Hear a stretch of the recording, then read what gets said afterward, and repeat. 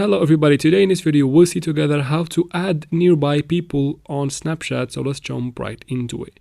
First, of course, let's open Snapchat and then tap on the search icon next to your Bitmoji on the top left corner of the screen. From here, search for the city or the place that you want to find people nearby. Just enter maybe your city name. And then under places, you'll find a lot of stories shared in the area. Just tap on the stories to open them. From here, you'll see the people posting their stories under that category. You can tap on their usernames to open their profiles. And then from there, you can proceed to add them.